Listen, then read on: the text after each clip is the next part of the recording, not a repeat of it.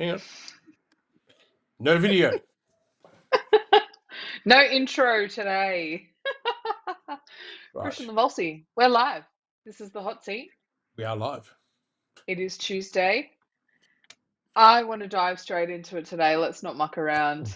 Are you an imposter? Abso-fucking-lutely. We might not be live for much longer if that's how we're going to open our shows. Um, let's dive into this topic, Kristian. I know you're unwell. You've been unwell for a bit over a week now. It's not letting up on you. So let's dive in, get the magic happening, and then you can hopefully go and take some rest, which I know you won't do, but I'll pretend that's what you're going to do. I'm pretty sure that's exactly what my doctor just said about 20 minutes ago when she decided to ring me to tell me, we know what the problem is. You don't just have COVID, you also have influenza A, and you also have human meta fuck something or other. She goes, you have 3 viruses all at the same time.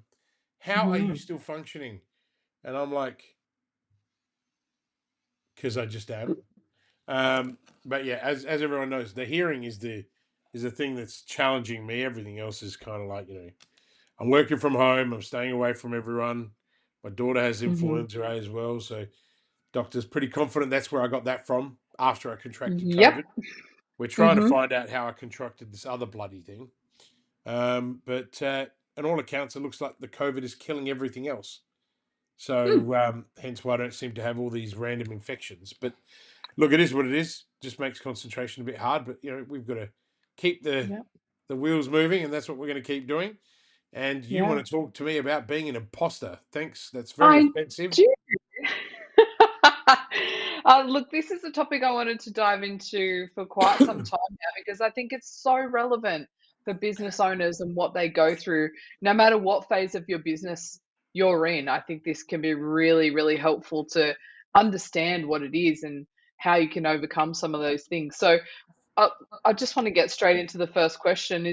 I'd love to ask you, Kristian, what is your definition of imposter syndrome? What does it mean to you if you're saying that you're being an imposter? Look, I mean, there are lots of definitions around imposter syndrome, but imposter syndrome really is a psychological phenomenon, and what it is where individuals doubt their accomplishments, and really have a persistent fear of, for whatever reason, being exposed as a fraud, despite bucket load of evidence and success, right? Mm-hmm. So it's not about lacking skills or qualification. It's rather about that internal experience, Simone, of believing that you're just not as competent as others perceive you to be. Mm. And it is really challenging. So I think I think we need to understand it. So and I mean, I've spent a lot of time in the space Yeah. because obviously I experienced it, and my own imposter syndrome has landed me in trouble back in the past because I Mm-hmm. always wanted to make everything bigger than what it was. And when you've achieved as much as I have, and you uh, exaggerate a small amount, it seems like it's completely unbelievable, because it is. But the reality of it is, even the slightest embellishment, um, and this is quite common for highly successful people that are also extroverted. The introverts tend to not worry too much; they just sit in Mm-hmm. silence and in pain. Um, and but the extrovert types are a bit different. So what you need to understand is that even in the face of success, people that are experiencing imposter disorder or imposter syndrome, they dismiss any of their achievements. And a lot of the time, we dismiss them as luck or timing, or even as a result of deceiving others into thinking that we're more Mm-hmm. intelligent and competent. I mean, when I graduated from my MBA, because I've been told I was stupid my whole life, I, at 40 years old, I graduated from an MBA, have never been to uni. I got awarded the Golden Keys, which means, you're in the top 12% of academics in the world. And yet I still thought I was an imposter. Like, as in, how did I get those grades? I must have cheated. I must have found a way, and I never cheated, but I certainly Mm, think I found ways to beat the system, in terms of supporting all of my knowledge that I'd acquired over, at that time, 70 odd ventures, the practical side. But when I read the theory, it just started to make sense. So, I was able to merge those thoughts together. And, I think at that level, I created a whole body of evidence that was completely different, but I still didn't believe it, yeah. so that's one. The other big thing is that there's this constant fear of being exposed, and I know women in particular feel this all the time, hardworking mums that are trying to support their family by bringing in that extra income, while their husbands are out working. They want to be contributors. They don't want to be just a fucking handbag that is sitting Mm, there, and they want to be more, have more, and they should be entitled to have that, but they have this constant fear of exposure, right? And I think that goes for any oppressed society or gender or whatever it might be, right? So it's not just women; it's anyone who's endured a period of oppression for a long time. So there's this prevailing fear that someone will actually unmask them and and mm, and perceive their inadequacies, which then leads to like anxiety and stress, and especially when you're facing new challenges, um, even opportunities, right? So then there's the other part, there's the overachievement. Okay, in an attempt to cover all of the insecurities and individuals, they push themselves to work harder and harder and harder, even when they've got three viruses. This this isn't about striving for success, but it's actually about avoiding the failure at all costs. And I think in one of my books that I wrote, it's okay to fail. That's something that comes through, and I wrote that from my own experiences when I was going through a very challenging period of dealing with imposter syndrome. So, you know, I'm very fortunate I can talk from experience, but I've also studied this area because I found it incredibly fascinating, particularly overcome it. So, some of the actionable outcomes that our listeners um, can use, and that I used, is regularly reflect on and document your achievements as well mm, as your skills, right? And use them to obtain, um, uh, or use to. They generally we use those to obtain the help to combat the feelings of being an imposter. The other thing is always have an open yeah. dialogue, right? And always seek feedback. Okay. And look, in my Mm, research when I was doing this, believe it or not, Howard Schultz, the former CEO, I think he's back actually, former CEO, founder of Starbucks, has openly discussed the feelings and feeling like an imposter, despite his enormous success, Simone, enormous success, yeah. right? Schultz's Mm, ability to acknowledge these feelings publicly, as well as to focus on his achievements and learnings, have been crucial for him, as well as me, actually, in overcoming those doubts.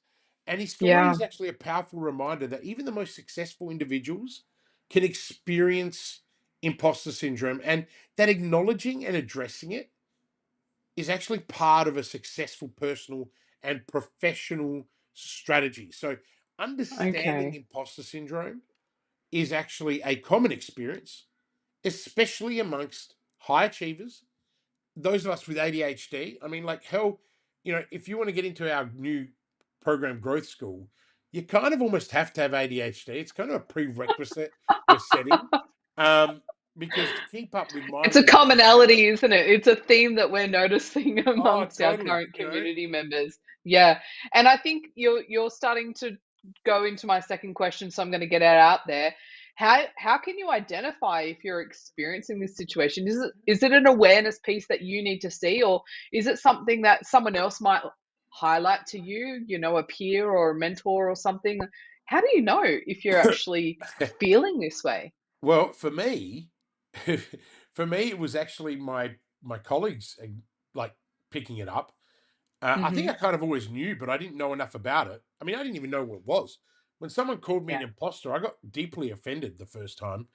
It was actually when I was an adjunct professor. at the Adelaide University, and I'd become the inaugural entrepreneur in residence. So, I mean, you just think of these fancy freaking titles, right? Like, Mhm. here I am, this guy that's failed and succeeded, and I've always worn failure on my sleeve. So people tend to criticize me for my failures back then. And it was Mhm. quite Yeah. hilarious because I kind of brought it upon myself because I kind of always kept acknowledging the failure and but never kind of acknowledged all the success. And it's quite ironic because I have so many awards and I've made so much money, and yet Mm. none of those things ever used to come into my space, right? Because I was Yeah. more focused on talking about what I didn't achieve in order to Mhm. keep me away. And it was a fellow colleague in the entrepreneurship, innovation, commercialization center, which I was an adjunct professor in the business school, who said, "Christian, you have imposter syndrome." I said, "Mate, what are you talking?" Oh, actually, he said, "You're an imposter first," and I almost wanted to kill him. His name was Paul, uh, and I was like, and he studied this area because he was a professor of entrepreneurship. Paul Yeah. Steffens, if I remember correctly, was his surname, and it was quite remarkable because I was like, "Mate, give me some information on this. What on earth are you talking about?" And then I Mm. spoke to a professor of mine at my MBA, Ruchi, who's an organizational behavioral psychologist. And Ruchi's come and spoken at our events. Ruchi's now moving to Singapore to teach at the business school in Nanjam there. And she said, "Here, this is all the information you need." And it was quite remarkable. You start to dive into this, and recognizing it is the first step, right? I had Mm. no idea. And here I am. And it took me years, right? It took me years. And then, the irony of it all, the one thing that I embellished a couple of years earlier is a thing that derailed my entire career for a while because, or my Mm. academic career, because Yeah. some journalists decided to uncover something. And ironically, it was because of the imposter syndrome and the situation that I found myself in. My grandmother died the day before, and I watched her die, and it was very traumatic. But being a professional, I turn up, didn't I? So I turn up to speak at a conference at the convention center, and I say an embellishment that I should never have said. Right? Simple. Yeah. Okay. Most people, they say embellishments every day, they get completely ignored, they're non existent. Someone like me, it makes front page news, right? Either way, I'm a much better person for it. And I Yeah. reflect on that situation, and it's so relevant to the imposter syndrome that nothing nothing is forgivable of any kind of embellishment, no matter how big or small, or an embellishment is what it is. You shouldn't be lying to people, and you shouldn't be doing a whole bunch of other shit. But the ultimate thing is understand the cause, recognize it. And so by this point, even when this had happened, I'd already recognized it. And so I was Mm. like, oh my God, I'm having to deal with this. It's a great lesson to learn. But what it is a lot of the things that you need to understand, because this is the underlying issues of the issue, is perfectionism. It's overworking. It's undermining your own achievements. It's the fear of Mhm. failure. You hear me talk a lot about that. I'm actually very Yeah. fortunate. I'm working at the moment on a project that I'm not sure if we've ever talked about. I don't even know if you guys know, but I'm working with a former professor of mine from St. Louis University. We've become very good friends, and he's handpicked three of us to build out 30, 40 years of his research into failure school, right? And Mm. we're not sure what we're going to talk about or target in terms of, but we're putting a consultancy together around this, a global consultancy. And I'm really excited because I love hanging out with super smart people. And it makes me, it leverages me into a position where I feel more confident, right? I don't feel less when I'm around these people. And all of these people, bar one, have PhDs, and the bar one is getting one. So Yeah. I'm kind of still this enigma, right? That doesn't fit the mold, but I feel equal because they allow me to be equal, because they respect what I know. But I don't have this fear of failure anymore, and I don't believe that I need to be or have or do more to be the person that I am. I am complete. Mm. If I want to have more or be more or do more, it's my own free will and my own choice, right? Yeah. And we all know how much I love work, right? And so my overworking is not overworking. I love it. Like I said to my doctor just before, I said, she needs, Christian, you really need to rest. Like 3 viruses, your body needs sleep. I'm like, I don't want to rest. This fills my cup. You messaged me and said, "Hey, listen, you really don't need to be doing this, Christian, today." And I'm like, "Hell no! Like this What fills did I my say? cup." No one's going to give you a trophy for continuing on. Will you just Yeah, go and rest already? yeah. But again, I'm not interested in the trophies, right? Because what I'm interested in is being able to share my experience from a genuine place of love and care for people, so that they don't have to endure what I've been through, or what Howard Schultz has been through, or myriad of other people, right? So some of Mm, the things that people can do once you've become, you've recognized it through either your peers or from listening to this episode, right, is yeah. awareness and acceptance. You need to be able Mm, to talk about it. I just didn't, I just didn't get told by Paul, "Hey, you are an imposter," and then by Ruchi, and then I went out and read stuff, and all of a sudden it got better, right? Mate, it took yeah. ages, right? It took me months and months, and then when I had that issue, that very public issue, Hmm. I had to really dig really deep to go, "Hey, my God, the punishment is real for me." And it was the Yeah. best thing that ever happened, because from that point on, I really, and look, the universe works in mysterious ways with me. Hmm. It really does. If I do something wrong, or I do something that's not in alignment with my purpose, the universe doesn't just give me a slap in the face. It gives me a, jab, jab, and a right hook, and then tries to KO me. And Hmm. I think that, many, many times growing up, I always thought that I was very unlucky. But what I realized was that no, I'm actually the luckiest person alive, because Mm, the universe won't let me steer away from where I'm going. And, and some people think that I have this crazy, deep belief, right? But I do. I have this crazy deep belief. I really do, that the world owes us nothing, and we actually have to deliver on making it a better place for us to be in, right? So the way you do that is to educate yourself. You do it by talking about it, and you do it by seeking professional help. I went down that path too. Um, I've done a lot of work on myself. People that do work with me often say to me, "Wow, you've done it."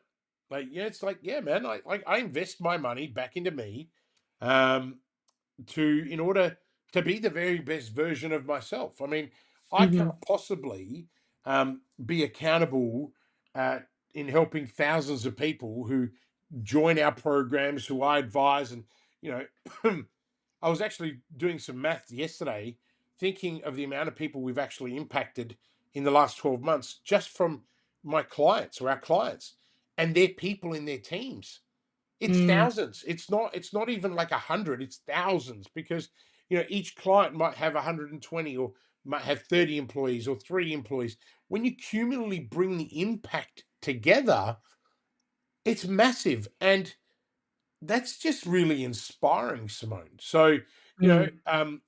and I mean, look, I've got plenty of other examples, but I think that's or case studies around this that I could share with people. But ultimately, you just need to be aware. You need to accept it. You need to talk about it. You need to educate yourself, and if at the same time, don't be scared of getting help, right? Because Yeah. there's a lot more imposters out there than you believe there are, right? Okay, Yes. that's the truth. Yeah. Well, I think you kind of already answered my third question in what you just said there about how to overcome those feelings. But I want to go back to something you said earlier on, and that was acknowledging your achievements and something that you're really good at. So I guess I'm going to turn my third question into that. Let's break that down a little bit more.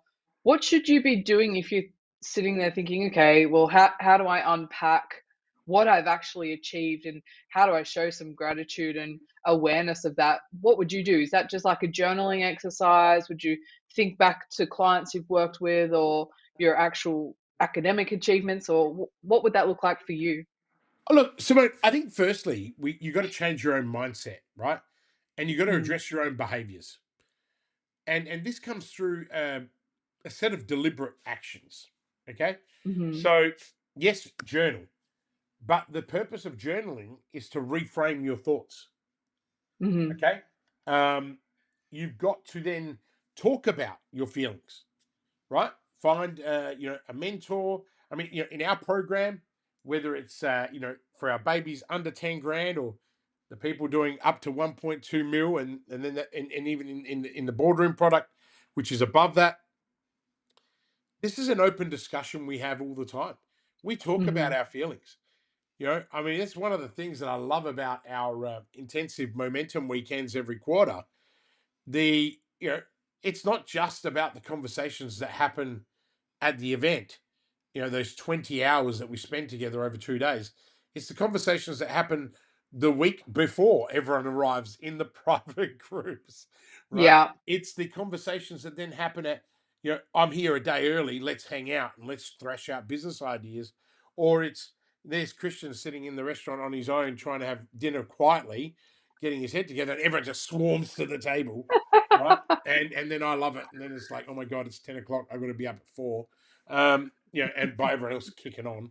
And then it's not the Friday night dinner. That's when I do run away because I've got to gather my thoughts for the next day. But everyone goes out and everyone's really well behaved. But it's those conversations. It's having the people around you that you trust and value, and they value you and trust you.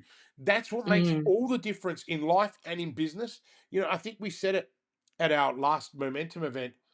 We're a family. We are a tribe. It takes a village to raise a child. Well, we are, Mhm. and sometimes I say I'm the child that needs raising. But the reality of it is, we help each other, right? And we are a family by choice.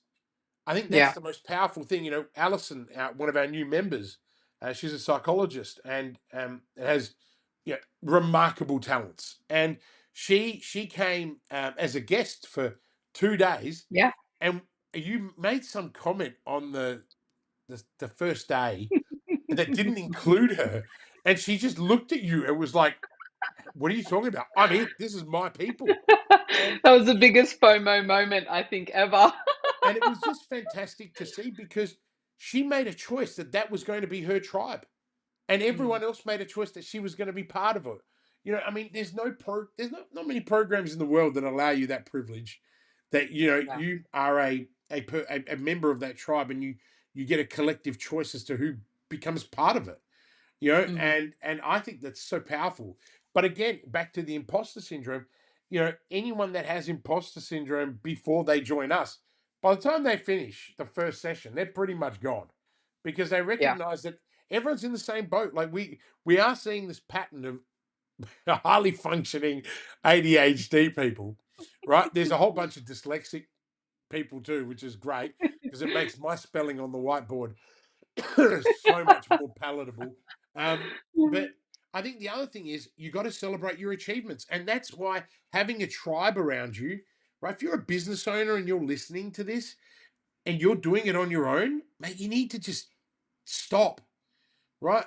I'm a veteran of 80 ventures. I've never done it on my own. Yeah, at the beginning I did, and it was a very lonely place, right? Mm. And yes, I had huge success doing it on my own, and I had catastrophic failure because of it, because I Yeah. didn't deal with any of this shit, you know. And Mm. when we built the dream, right, my own village, our village now, because it's not the leader, right, that is the most important part of the cog, right? It's actually the first follower, right? And Mm. so then it's the second follower and the third, and and we did this, didn't we? I showed people the system Yeah. of how this works, and everyone was blown away. So you celebrate your achievements together. I mean, I did a strategy session with one of our, with Don from Tutors SA, briefly for just half an hour off site, and all of a sudden, I've opened up the strategy for their second business, their STEM business, to enter schools. And 30 minutes, bang. He's already got like 4 or 5 appointments,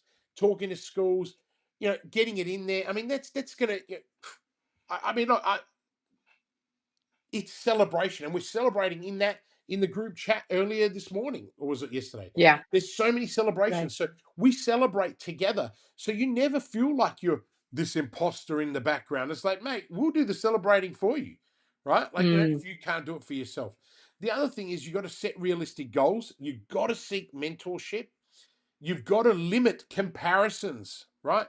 Like, none of us compare each other in the group. I think the best feedback we got from the last momentum event is, Christian, I love when you talk about your own team. and you show your vulnerability within your own organization. Because a lot of people forget, I also run my own companies on top of this, whereas Yeah. most people don't. They run a coaching business or an advisory business, and that's it. Well, I run a handful of my own companies with, a large group of staff across the world, right? So Hmm. I'm a full-blown practitioner and academic, right? And Yeah. and the thing is, and I say that proudly, and some people say, Kristian, you're boastful. Mate, I'm not boastful. I'm just telling you the facts, mate. If you can't handle the facts, then you don't have to listen to my shit, and you don't have to be part of my tribe. The chances are I won't let you, right? Yeah. And it's not me, it's the people. I mean, first they got to get through the gatekeeper, which is you. Then they got to get through the team, right? And I mean, so the point I'm making, and this is not some self-serving conversation. This is about imposter syndrome. When you've got it, all of this bullshit is bullshit. It's what you talk about. You make all these excuses. People that suffer from imposter syndrome, really need help because they're special people.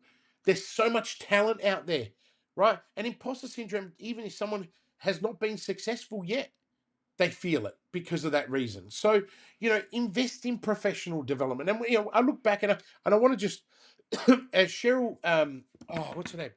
Cheryl Sandberg, right? She's the Mm. was the chief operating officer of Facebook. For I think she might Facebook. still Yeah. be, right? She openly discussed her battle with imposter syndrome despite her high profile career. This is a very Mm. common trait for women, right? She emphasized the importance of acknowledging these feelings and moving forward despite them, right? She's an Yeah. advocate for leaning into these challenges. And even when you feel unqualified or even scared, Simone, it's a method to overcome self-doubt and build genuine reassurance. It's authenticity. And, I speak to Jody, one of my other clients, who is the CEO now of a 30 plus year second generation engineering firm. She's also the chairwoman, or the chairman, or chairwoman, or the chair, as I call it, of the regional development agency, right, for the Murraylands. And she's an amazing human being. And the imposter syndrome when I first met her was real, right? Hmm. So real that when I'm chairman of their company and head strategist, and when I was working with them, I identified that for that organization to step into the new millennia to grow, we needed a role restructure, right? And Hmm. and remember, their husband and wife, husband, family originally.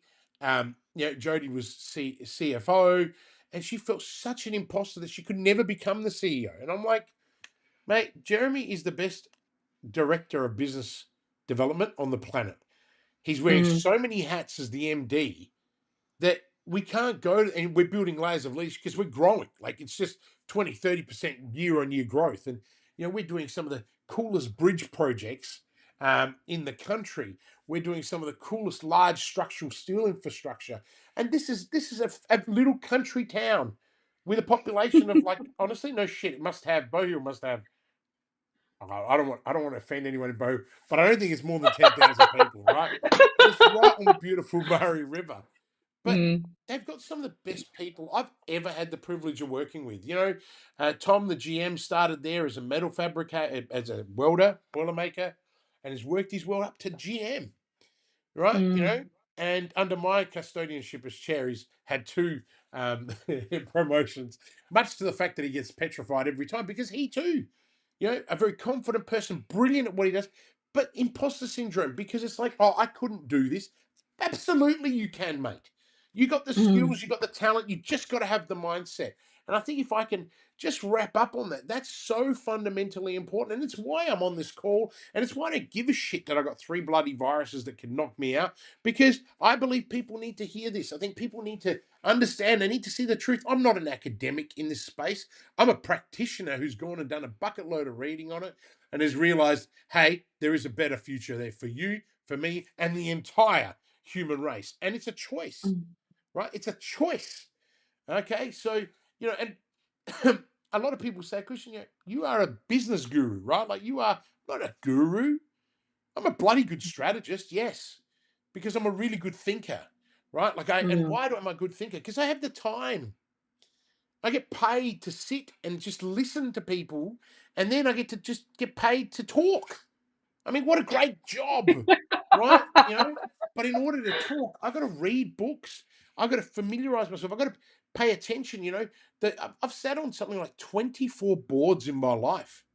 I was Mm. looking at it the other day because someone's asked me to put in an application for a chair of a very large company. And I kind of was offended at first, I got to say, because I don't have imposter syndrome anymore. And I was offended. I'm like, you want me to apply, but you're tapping me on the shoulder and you want me to come up with a resume? I'm like, you serious? I haven't needed one of those. I felt like using you clearly know who I am. But when I worked Pulling there, that line. yeah, no, absolutely, I would never use that line. But it was interesting. I've sat on, I think it's 24 boards, right? Wow. Like it's just nuts. And why? Because when I was young, I wanted to learn, and I got onto industry boards really early, and that led to government boards, action agendas, where I got to sit in Muriel Hall in Parliament, and sitting in those committee rooms and that you see on TV. And I'm thinking, man, I used to be 25, 26 years old walking those corridors.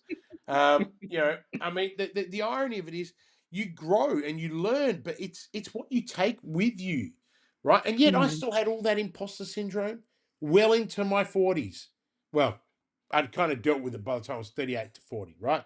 But the, the, Mhm. the reality of it is, if you're feeling like you're an imposter, then you're likely not, right? Yeah. Because the real imposters, they know they are imposters. Okay. When they're bullshit artists and frauds, right? Mhm. I'm not going to go into that's another rant for another day.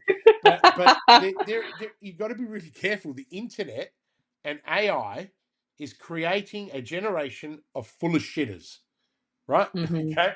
That's not even a word. I love But that technical term. there's so much bullshit. And you know what? I feel sorry for people because, I can go and create a course using AI because everyone's too stupid to realize that it's not closed AI, it's open AI, which means everything people are feeding into Mhm. this is becoming free information, right, for these AI Mhm. languages to then use. And so you can go and create a course and sound like me. Now, Jesus, I feel bad. Don't do that. But you can go out and sell it, and you can hire a helicopter, you can hire a plane, you can hire a car for the day with about 5 grand, right? You could look like you are making hundreds of millions of dollars. And there's a lot of suckers out there. And a lot of people, what they're out there doing is they're out there going, I need more money, which means I need more leads, which means I need someone to teach me how to do ads. And all these business coaches are ads experts. Do you know how many of these Mhm. guys I talk to now and they suffer from imposter syndrome because they fucking truly are? And I say to Mhm. them, I said, mate, you are an imposter. You're not a business coach. You're not a business advisor. You teach someone how to do ads. When that Yeah. person then hits, yeah, and by the way, some of these guys are brilliant at doing this, right? And so I Mhm. say to them, don't sell yourself short. Be the ad specialist. Sell that. Oh, but then what Yeah. happens after that? After that, have an affiliate partnership with someone you can handball them to that does a better job than you. You don't have to be the one size fits all, right? Like Yeah. shit, man. Like stick to what you do. Do it really, really, really well, right? And get on with it. And it, sometimes they're like, Christian, I need to work with you. I mean, I know you do, dude, but just do what I'm telling you to do, right? Like, and there's so many brilliant people out there. There's so many really smart dudes out there. Seriously, like David Fogarty from the Oddie. I've only had the privilege of meeting once, and it was a very brief moment. Um, and you know, very quietly spoken, but mate, that kid, he busted his guts learning how to fail, right? And built a successful e-commerce business in different products. And now he's out there coaching people how to do it. He's not out there proclaiming that he knows everything. He's out there saying here's how to build an e-com business, and he's very clever, right? Yeah. And I'm led to believe that he's making more money from that than he's made from the Audi, which is quite is Audi or Audi, whatever they're called. Um, Mm. but amazing. But I bet you when you look at his steep story, you look at the trial and errors that he endured, right? But again, he's not Mm. trying to tell you how to suck eggs. He's saying, mate, this is how I built my business. This is how I did it. And because he's actually failed, and he's probably never talked enough about what he's failed at, but he I'm also believe that he's come from a lineage of a family business. Like, he's seen his parents work in that business. And I think that makes a big difference. But he wasn't born with a silver spoon of here.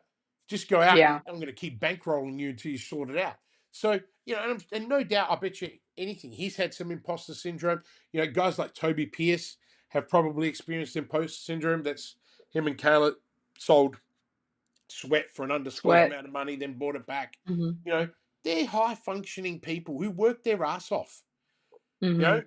I've had plenty of conversations with Toby, and he works his ass off. I mean, if it wasn't for Toby, I wouldn't be the reader that I am today. I took Mm. instructions from a then 27-year-old who said to me, "You don't read enough." I'm like, "Great, I'm going to start reading." And thanks to him, I've got one of the best books collections that I've ever had, and it's made me smarter. So, Yeah. I mean, it doesn't matter who you take the information from. Just be prepared to do, right? If you want more, you've got to do more, right? Yeah. I love Ooh, that. I got a bit Kristian fired up there. Livolsi, it's always a good day for me when I get you on a tangent and get you really passionate about something. So I'm glad I was able to inspire that from you today, despite feeling a little unwell. It definitely didn't come across in the last 20 minutes of explaining about imposter I syndrome. told you I it always fills my cup, right? I mean, I'm probably going to pass out on the floor in a minute and go, "Oh my god!" Right? you'll need a No, nap after this. no, I've cancelled the rest of my day. I've only got one client call overseas that I've got to handle, and then I'm working. I got brought in a big whiteboard into home because I've been stuck at home for 2 weeks and I can't draw. If I draw on all of our windows in the front room, Lucy will kill me. So Yes, you I'm will. drawing on the whiteboard and I've mapped out a whole bunch of new flows and stuff. And also I'm planning for our momentum weekend in Sydney, which is Yes, in 10 weeks' time. September. Yep. And so I'm putting the content together for that, for the skills day, which is going to be epic. Epic. I Hmm. can't wait. It's going to be so much fun. Um, but yeah, thank you, Absolutely. Simone. And yeah, thank you for everyone that's been listening. And hopefully there's some really good insight into imposter syndrome. No doubt we're probably going to flip this hot seat and turn it into a wicked 30-minute VSL.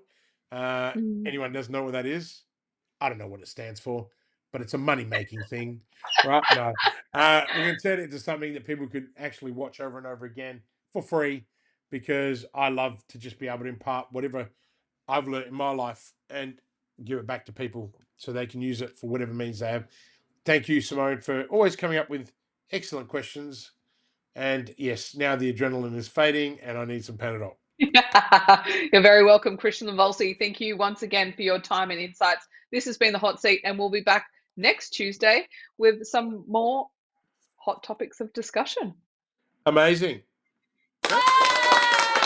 I'm trying to find the buttons. It's like, there. Working with Kristian is a game changer. Hi, I'm Adrian Lee from GrowthLink Coaching and Consulting. I started working with Kristian in August 2020 as his LinkedIn growth consultant. We worked together on his LinkedIn brand for about 12 months before becoming business partners in Growth Outsourced late 2021. Kristian is a hidden genius. He helped me break through a significant financial target by restructuring my growth consulting online business offer. I don't know of any one person who can give you so much focus, clarity, and structure to live your purpose and get shit done. He holds you accountable to your words and gives you the tough love when you need it. I love his no BS approach to business and life. Everyone needs a Kristian Livolsi in their life. Do whatever you have to work with Kristian. This is just the beginning for us, and I am super pumped to continue growing together. Thanks again, Kristian.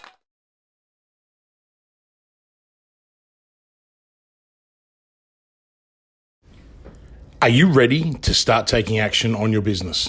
Would you like to spend more time with your family? Then call 1300-643-229 and start building momentum right now. I know you're busy. In fact, you are so busy that you don't have time to work on your business or yourself. Often tossing and turning at night, worrying about the how-tos and the cash flow. How on earth can you possibly get off the hamster wheel so that you can take a helicopter view to see where you'll be in 90 days, 1 year, or 3 years from now. In this program, I will take you from sleepless nights to blissful sleep.